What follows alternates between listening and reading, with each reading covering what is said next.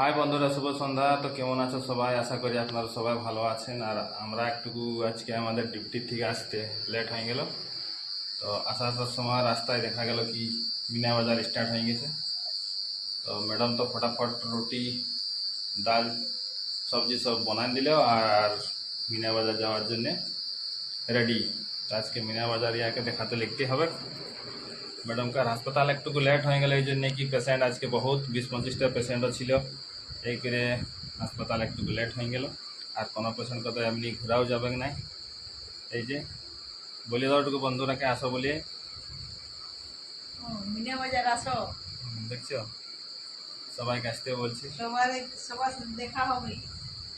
পুরা রেডি হয়ে গেলাম।